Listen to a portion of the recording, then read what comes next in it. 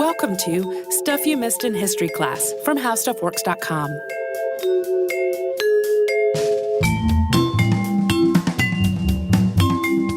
Hello and welcome to the podcast. I'm Holly Fry. And I'm Tracy V. Wilson.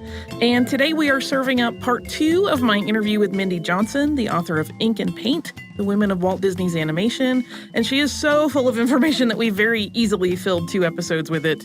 And I think they're 2 episodes that both run a little longer than our normal average. Back in part 1, Mindy busted some myths, and there's more of that on the way today. And that includes the idea that women in the early days of animation were just tracers and not accomplished artists in their own rights. So we will jump right in. Will you talk a little bit about what the hiring process was like for the women that ended up in the ink and paint department, and then what their day-to-day jobs were like? Yeah, and it's important to note that there's a lot of material out there that states that that was the only place women could work. There's a crazy letter from the Snow White days that circulates on the internet. And there are a couple of things that need to be, well, first of all, placed in context about that. It was the 1930s. That was the prevailing attitude. But the other thing that's important to understand is this was a form letter that was actually created in the late 20s, because by that time, the Mickey and Minnie cartoons had become worldwide phenomenons. And the little tiny studio on Hyperion Avenue in Los Feliz, California, was getting inundated with fan mail and people wanting to, I want to work there. I've got to do this. Plus, it was the Depression. So it's that much, any kind of job anywhere was, vital, critical. But if you were working at Disney Studios, you were certainly, they didn't feel the immediate effects of the Depression as other places did in the country. It was a boomtown. And so they were getting inundated. People would literally show up at the front door. I got a letter from you. I'm ready to work. But yet there was no job because they just said, thank you for sending it, but we're not hiring at this time. So they changed their generic form letters to state, please, it's a polite thank you, but please go away. They weren't paying to have people come out. And certainly they were very talented people, but again, it was the 1930s, and the men were doing the animation. It was a boys' club at that point. And women's roles were seen as secondary. And as women, we tend to not talk about our work. It was a man's world at that time. And so women really were, a poor secretary somewhere typed it out saying women didn't do any of the creative work, but yet this was a secretary who had no understanding of what was going on over in that department, nor was it in the general mindset to speak about that. But it's also important to note that these were not, there was a myth going around that, they picked women up off the street, my sister's cousin got in there, anybody could train. No, you had to come in, and this was Hazel Sewell establishing this. Tuesday mornings, you had to bring in your portfolio. And they were always on scramble trying to find qualified, talented personnel, artists. They sent out at various times postcards and did radio announcements. We found the script for a radio broadcast to the 40s and 50s, seeking all women artists, please come down. So there was segregation in terms of roles and gender, but they were seeking women artists. There are, in fact, ads that were placed, girl artists wanted. So for women in the 1930s, if you've studied art in any way, shape, or form, and there were wonderful art schools and institutions, this was a major plus. There were also in the newspapers, you had women columns for personnel and men columns for personnel. So that's, again, why you have to look at this from a contextualized manner, because it was very different then. So Tuesday mornings, if people came at any other point, show up Tuesday mornings, and that's when Hazel and her teams would review applicants and take a look at their portfolios. And more often than not, if you had the talent, you were hired right on the spot. And you had to begin by going through training. And again, Hazel Sewell and her teams established training for the women in these roles. So the misconception is that, they taught people how to hold a paintbrush. That's what the training was. And they painted by number. Nothing could be further from the truth. They were brought in as artists. They had to prove they were artists, and they were trained in the specific artistry and tools and materials required for working with celluloid and the characterizations of what they were trying to accomplish to achieve a unified filmic experience. So therein is the difference in how the training was laid out. And that was true for animators as well. Walt also started animation training. And animators could come in, they could be the most brilliant fine artists, men or women, and they still had to go through an animation training program. Now, it's in the 30s that women were funneled into the ink and paint roles, but by the late 30s, we see change happening. Retta Scott, Mildred Rossi, Ethel Kolsar, there, Viola Anderson, there were a number of women who came in the late 30s after the success of Snow White. Again, it's a boomtown at that little studio, and it's just mushrooming into productions and buildings and personnel, and the staff grew so large that Walt grumbled about not being able to say hello to everybody personally because he couldn't take the time to get to know everyone because there was so much going on and so many people working there. When you look at what bits of footage we have, you see women, the numbers of women were always higher than the national average for women in industry. Wherever those numbers landed, Disney was always anywhere from 3 to 5 or higher percent higher than the national industry of other industries where women were. So their presence was always there from the very beginning. And as these various films are expanding, Walt's seeing that, there's a big wider range of stories we can and should be telling in a feature-length forum. So Retta Scott is often credited as the first female animator, but we do have other women at the studio doing what was called color animation. And there are great examples of that in Fantasia and some elements in Pinocchio, but they're more visibly present in Fantasia. The Toccata and Fugue sequence, you have sort of a pastel shapes and colors and forms moving on the screen. That's all done by women. Mildred Rossi, Ethel Kolsar, and the women of the Paint Lab developed a really amazing technique where they could adhere chalk pastel to celluloid directly. And the women were animating the color directly on the celluloid. So amazing. No pencils. Ugh. Yeah. And then you get people like Retta Scott wielding a pencil, and that woman had power in her drawings. And so much so they would put her drawings in the room and no one could tell. And finally someone said, these are great. Who did these? Retta Scott. She was sort of plucked from Chouinard Art Institute. They saw the talent in her, brought her in to do some story concept pieces, but then moved her into animation. And she ended up doing one of the most powerful sequences in Bambi, the dogfight sequence. She was just a tremendous expert on animals and just these ferocious dogs. I think she guesstimated she did over 35,000 dog drawings Oh my to goodness. get that sequence down. She had a little bit of a learning curve, and there were a couple of other male animators who stepped in to kind of help her with timing. But her drawings and her artistry is definitely there on the screen. And she's also the first woman animator to get a credit at Disney. We have other early women animators in other shorts, but in terms of feature-length animation, she's first to get a credit. So that's why often people have presumed she's the one and only, but there were many others working at around that time. And if we count color animation, Mildred Rossi is more than likely the first, but it's a color animation process. So, different mediums, but still the same thing. And we could even go earlier to the women doing the blend technique on Snow White, because that, again, is early color animation. They're moving that color across each cell. So it's, just as you would a pencil drawing. Right. You have so many great stories about all of these women that really did change things significantly and contributed in ways that are not always recognized.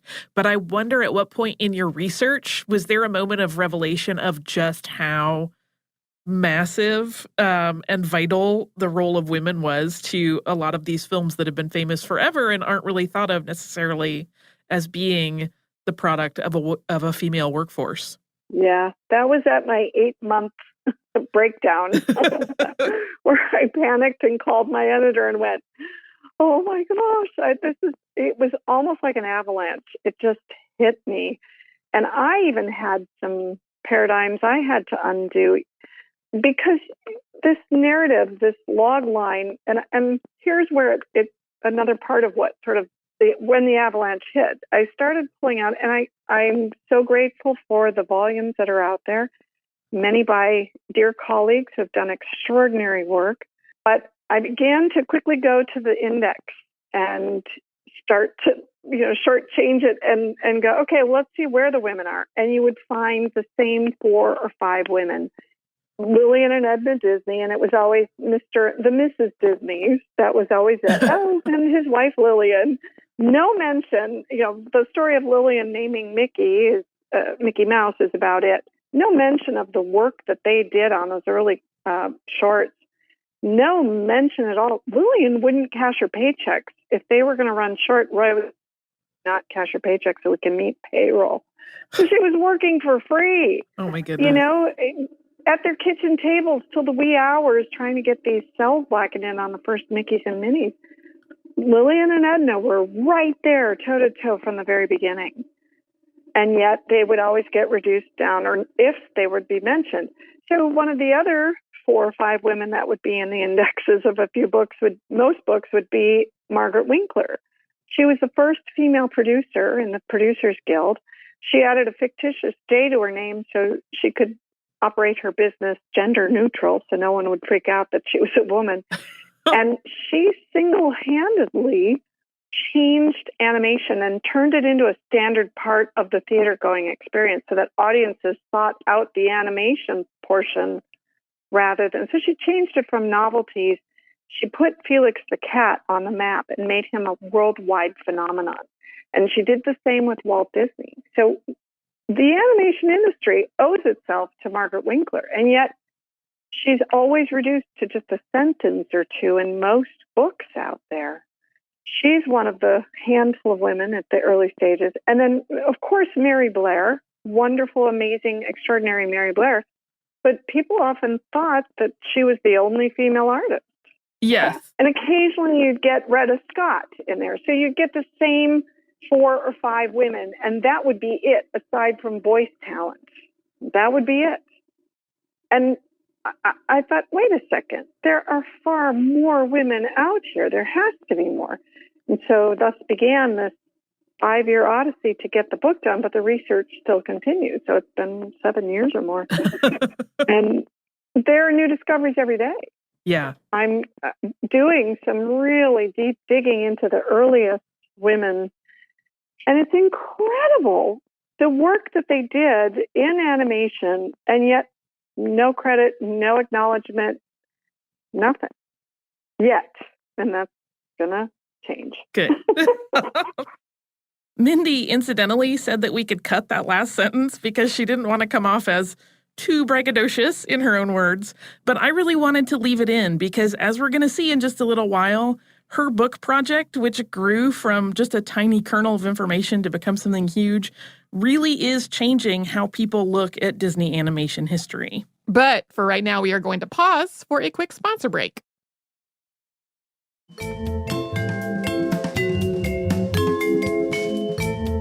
We're going to jump right back in with Mindy here because she made a really good point while we were talking about why she wanted to include firsthand accounts in her book. It was important in working on the book to put it into as many firsthand accounts as possible. This is their story, not my story to be telling, but their story. And that was vital because I knew there would be a lot of people coming to challenge what I put across in the book. And I'm like, look, these are the voices of the women who were there. I do want to talk about sort of a controversial time during Walt Disney Studios, which was the strike that took place in 1941. And I hoped that you would talk a little bit about the role of the women in the ink and paint department during that period and how that strike affected them going forward. Sure. Well, in 1941, the strike was a real challenging time for the studio. And all overall, in fact, it lingered for decades. And many of the women either through their oral histories or the families or through those who were still with us, you could tell when I would ask about it, it was still a very tender time. It forever changed the industry. You think what could have happened had things continued in the fracture that caused, I think it set things back by a decade or more. Even technologically, it set things back. But it caused rifts, long rifts. I wrote about what I had and what I could find and what people could speak about. And I was pleased to see when we went for final reviews on the book that everything was retained. So this book holds probably there are other articles and other books about this era, but this holds the largest amount of firsthand from the women's perspective accounts. And it was a very personal time for a lot of them. In the ink and paint department, and keep in mind that women were in virtually every area. This is also the time where Walt announces, he's on record, he began the animation training program for women. World War had already broken out in Europe, and he was seeing men leaving, and Walt sort of read the signs of what was going on overseas and began to prepare, recognizing that as men are going to be leaving, we need to keep the systems moving. So he began training some of his top inkers in the ink and paint departments. Keep in mind that these women, the inkers, where the animators had erasers, inkers went toe-to-toe with everything the animators are doing and working in ink without erasers. There's the great saying about Ginger Rogers did everything Fred Astaire did backwards and in high heels. These women did everything the animators did on celluloid, which is like skating on ice, with ink pens, no erasers, and in high heels. So these women were remarkable with what they were doing. And Walt was exploring transitioning them into animating. And so we have a training program that begins, and that was part of some of the early riffs that Art Babbitt and others were sort of spouting about, that, they're trying to train women to do our jobs, and they're going to undercut them with pay so it'll be cheaper, and isn't that terrible? And Walt delivers a speech in February of 1941 saying, look, if a woman can do the job, she gets the pay. Now, where does that stand today even, where women are paid 80 cents to a man's dollar, right? Yeah. That's very progressive and very groundbreaking. And so the women continued to train. And then as we become involved in World War II, as that breaks out, women then literally put down their pens and brushes and trained and picked up pencils and moved into animation. And even before the war, the inkers were in-betweening directly. The male in-betweeners with pencils and erasers were not able to get the legs on the deers and Bambi very clean. They would wobble too much. The lines would wobble because the girls would have to be matching what they were doing. So they just said, let us do it. So they were in-betweening directly. So when you watch Bambi again, keep an eye on those deer legs. They don't move. And that's the women's work directly on the cell. Yeah. That's amazing. So those kinds of things were in the ether. That's what was happening. There was a lot of confusion and miscommunication, angry voices. As the strike teams become organized, many of the women, in fact, one of the corridor heads of ink and paint and the special effects team, there was a woman who was running the airbrush department. She had over 20 men and women working under her, Barbara Worth Baldwin. She took all of her teams out. They all went out on strike. And, again, that was their prerogative. And so it was a real bittersweet time. Many people felt a tremendous loyalty to Walt, and he was trying to put the money back into the studio. He had built this beautiful state-of-the-art studio so they would have comfortable environments to be working in, and many were a little frustrated with that. They liked the on top of each other hodgepodge of the Hyperion Studios, but it just wasn't going to work. So sadly, how streamlined things became with the studio created some problems. And distance and confusion and labor issues. And keep in mind also that the other studios in town, other animation studios, had gone through similar rife years prior to Disney. Disney was one of the last to hold out and also sort of the highest profile. So it's important to know that there were other studios that had gone through that, and there were some pretty strong-armed thugs that were pulling some things. But it did change things. I tried to be as balanced with what I could get to show the fact that it was a difficult, divisive time. You had teams who stayed committed to Walt and who were in trying to work. And it was also a time where men had to pick up pens and brushes to help get those cells completed. So it was a real blurring of the lines. It mandated the simplicity of Dumbo as supplies became, with the war happening in Europe, supplies became scarcer, and colors, the palette is very simple and basic because they couldn't get pigments, brushes. They were importing sable brushes from overseas, German pigments they couldn't get. So it had a pretty profound impact, and they had to sort of stay malleable and figure out how we're going to work with what we can get and what we can do. And so oftentimes it's rare to find an actual production cell from Dumbo because they were washed off as soon as they, so their women's artistry went down the drain, literally. Oh, man. Yeah, what a weird, condensed time of just intense things happening all at once. Yeah. And, you had, I think Ruthie Thompson talks about, you had roommates where one would drive the other one in and she was on strike, and the other one chose to cross the line. So she'd drop her off so she could go pick it, and she'd cross the line and go in to go to work. Oh my God. And then at the end of the day, pick her up and go home. And, it was a very strange time, a sad time. It was difficult for those who went out on strike.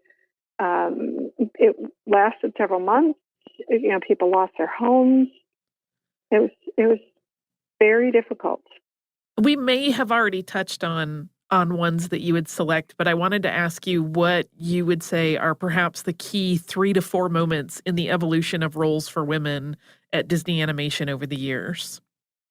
Boy, that's a tough one. I would say, surprisingly, the very beginning, I was thrilled when I had to sort of rethink about it and triple check it, that the very first employee was a woman, and that women had always been there. And what was accomplished in that first 10 years, Hazel Sewell, I think, is probably one of the most unsung women in animation.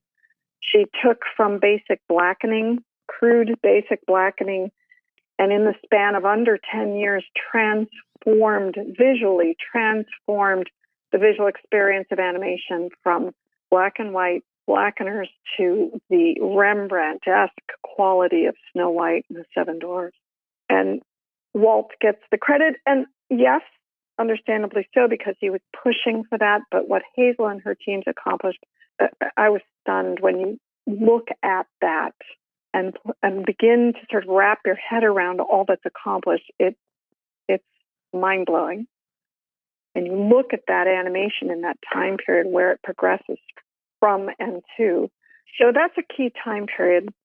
I would also say the advent of xerography. World War II is very big with Rosie the Riveters. We have Rosie the Riveter, Rosies with pencil.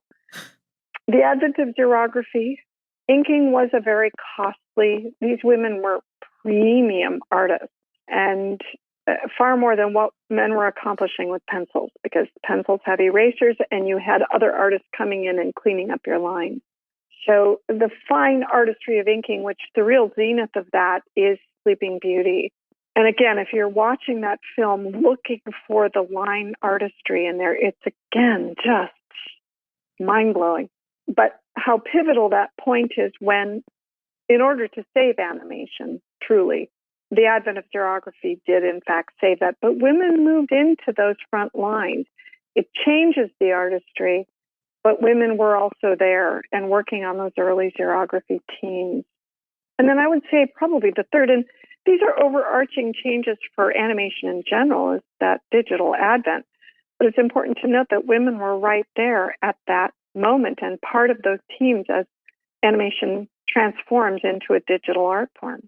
So just as they're pivotal points for animation, it's important to remember women have always been there. Specifically for women, I would say those earliest years from about 27 to 37, Hazel Sewell and her teams. And this was also sort of occurring at other studios, but head and shoulders above all else. Hazel Sewell and her accomplishments were remarkable. You also have other independent women animators working at that time. Women are moving into animation in the 30s, so that's critical. The war had a very big impact in moving women into positions.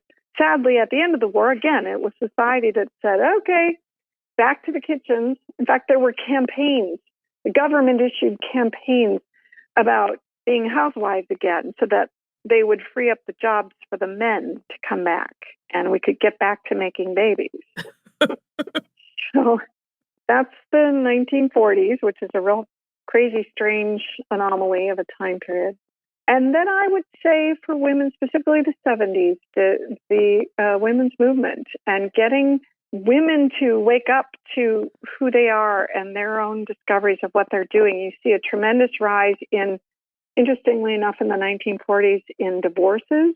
The laws were very different. You had to prove infidelity. But by the 1970s and the changes to that you could divorce for irreconcilable differences rather than proving infidelity or other issues, that had a tremendous impact in freeing up women. You also have birth control, where women are changing and their lives are transitioning, and suddenly they can stave off having their families. And we see a tremendous rise in women getting their college degrees. It's in the 70s and 80s where the number of women enrolled in colleges evens out to men, and in some places surpasses the number of men studying in schools. So that's, again, why I had to put everything into context so you can understand where women are in terms of animation and that industry and the advances that occur and the opportunities occur for women. Society still had its hold on where women were and what they could do. And in many ways, we still have a lot of that to shake out of today. Coming up, we are going to talk about some of the more recent and very exciting developments for women in animation. But first, we will pause for a sponsor break.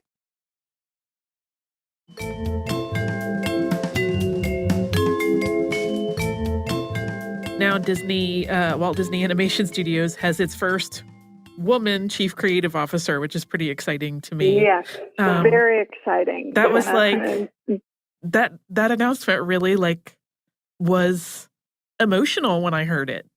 It was surprising to me how deeply it moved me. I get emotional just talking about these women, and I get people coming up of all ages, men and women, emotional about how come we don't know this.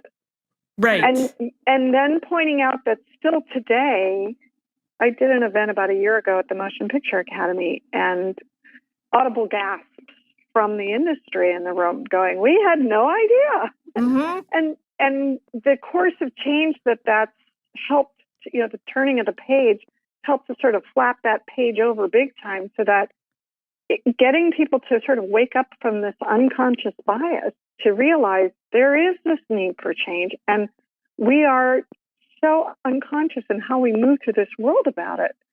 And realizing that we still have those instances today where we have tremendous glass ceilings we have to break through. We have to change that unconscious preset of defaulting to the men and not thinking about, where are the women and why don't we get women in and what can we do to get women in here?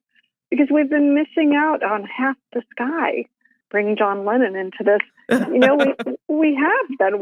We've missed half of our human experience by not letting women come to the table or not recognizing what women have already brought to the table. That is one of the reasons I love your book. Thank you. I mean, seriously, to me, I think it is so important. I think it should be part of college courses. I think it is a vitally important piece of education for anyone who is interested in animation, but for anyone who is interested in looking at just sort of how culture has been impacted and yet Yes. not acknowledged by women, which is fascinating, which is why I'm really excited about the next project that you told me you're working on, because it will educate the Yes. next generation. Will you talk about that a little bit? Sure, absolutely. Well, a couple of things in terms of education. We've just announced I'm teaching a class this fall at CalArts Oh, so cool. on the history of women in animation. It's the first of its kind. And my book is the text.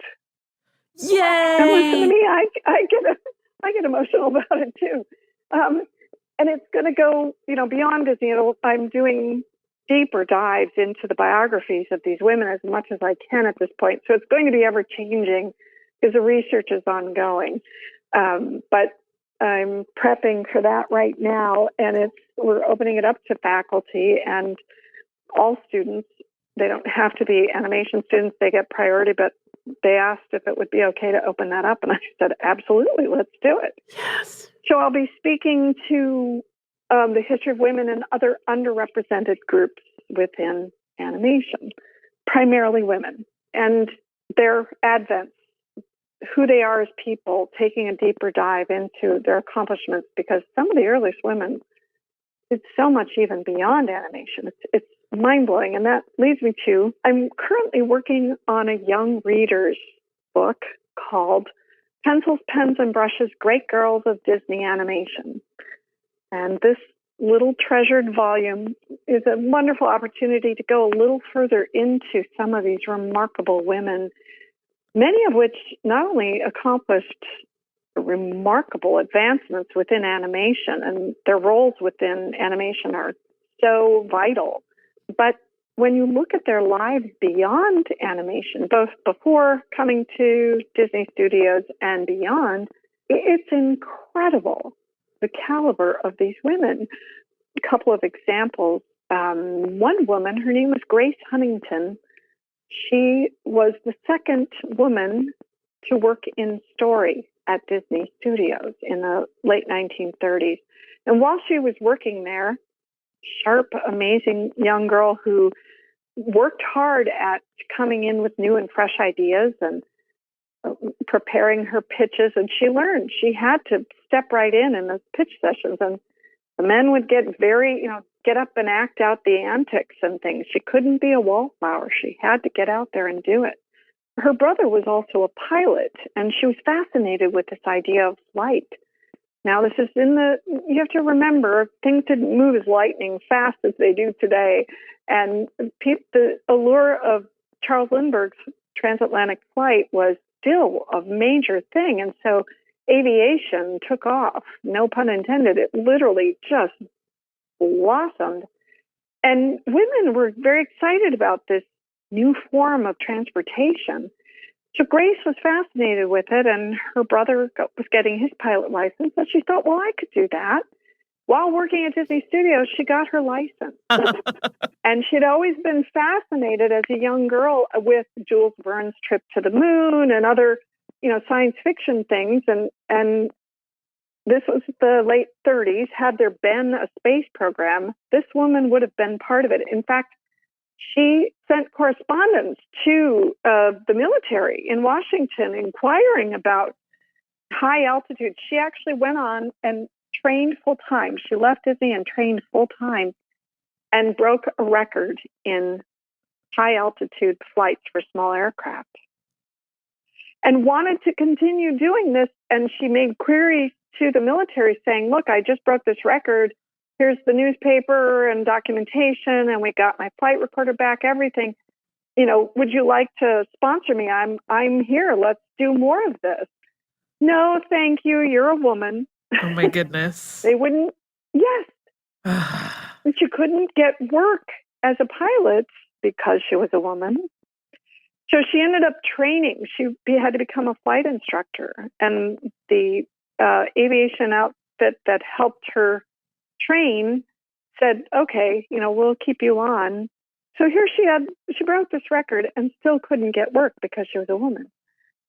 But she was part of the earliest inklings of the space race, and yet couldn't do anything with it, and began working at Disney Studios. Oh, that's such a great story. It is. I love your gas. There's such great stories. There's more. There's so much more. And to continue with aviation, we had the first woman to get her pilot's license in Connecticut was a woman by the name of Mary Goodrich. And she went on and became the first person to fly solo to Cuba and was the first person to have a syndicated aviation column. She was the first woman reporter at her local newspaper and then got a syndicated aviation column because they said, oh, we need someone to write this. If you get your pilot's license, maybe you could do that. And so she did. And sadly, then when her eyesight went bad, she ended up making her way out to California and got a job. She established the first story research department at the Disney Studios in 1938.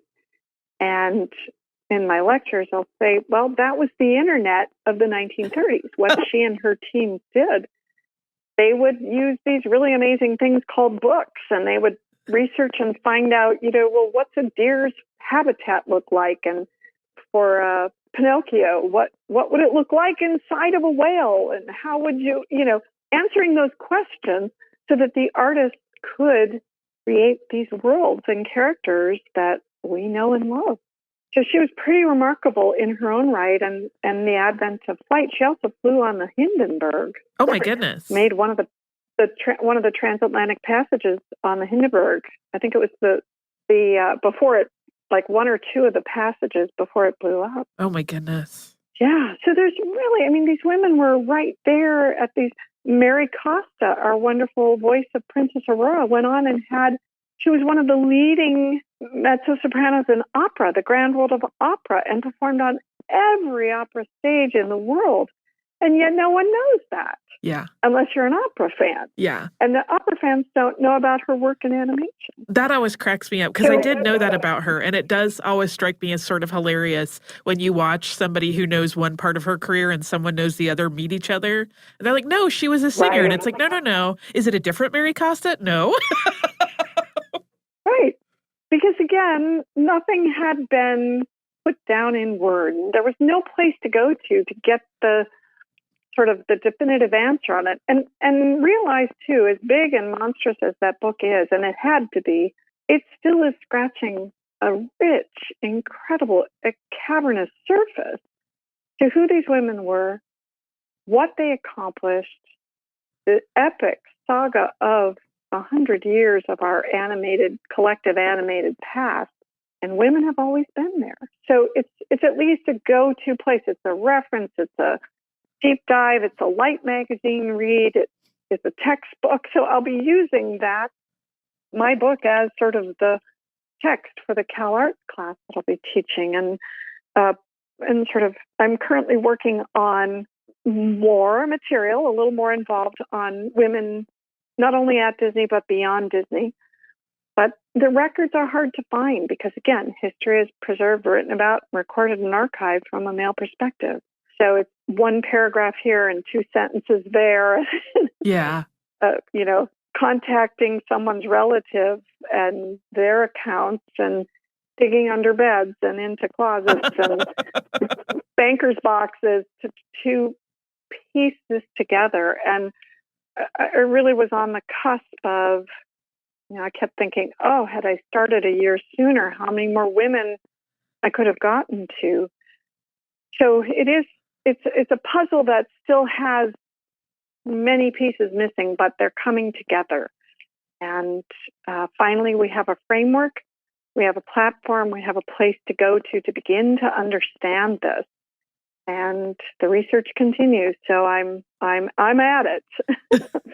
So any funding or resources are a little hard to come by, but if I may make an open call out, if anybody knows or has a relative or can think of anything, please find me.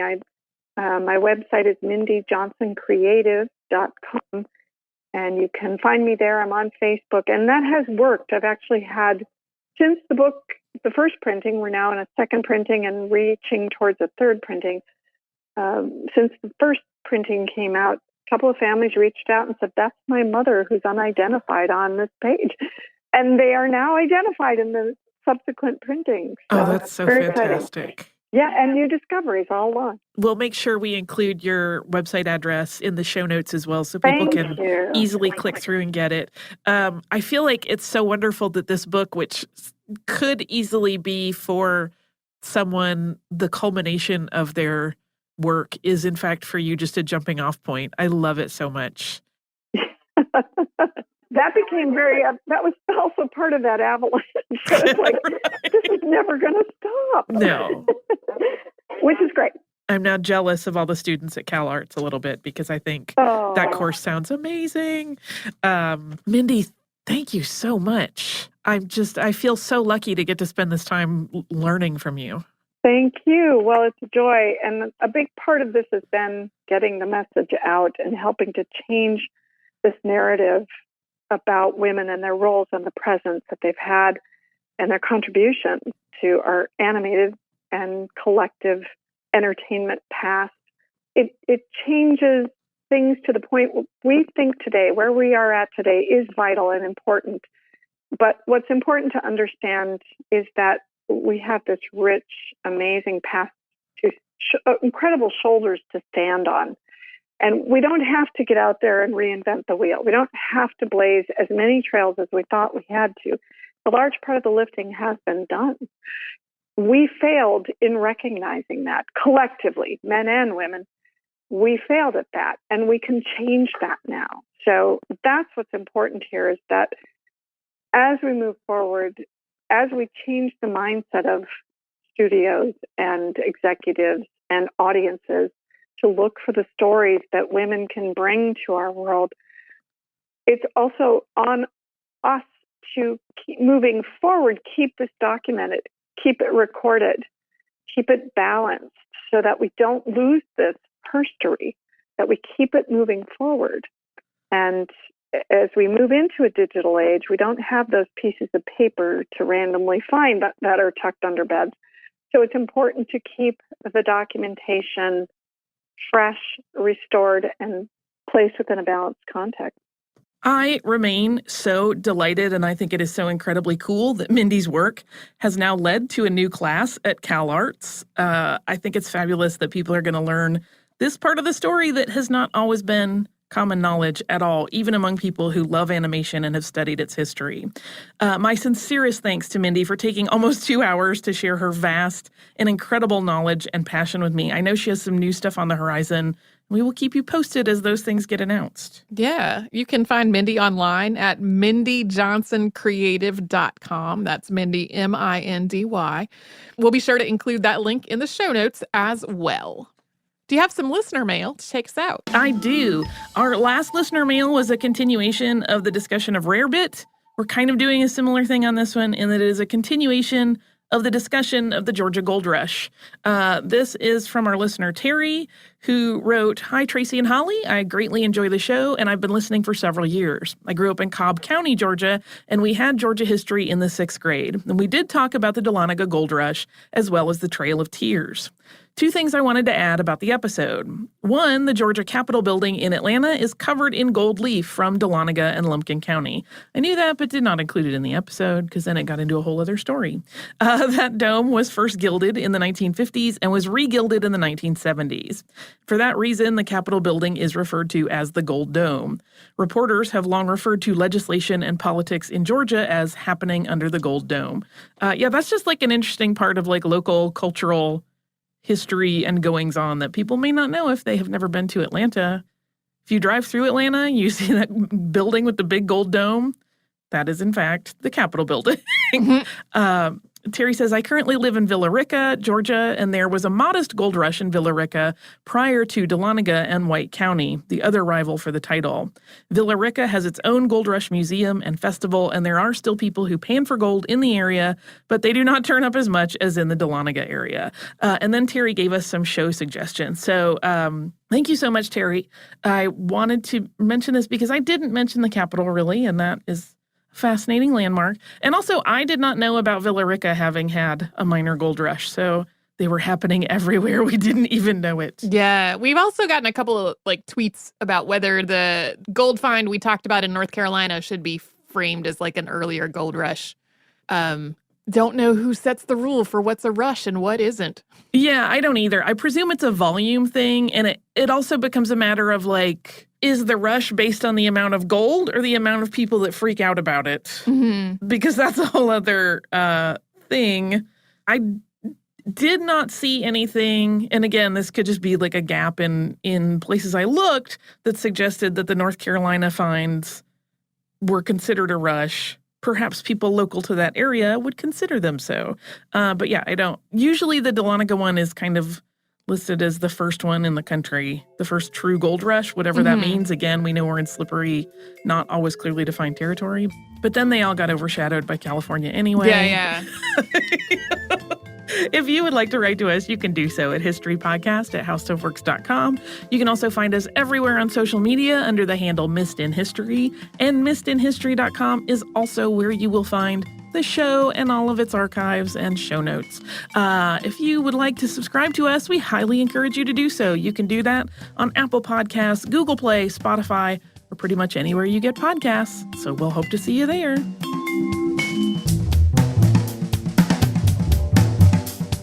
For more on this and thousands of other topics, visit howstuffworks.com.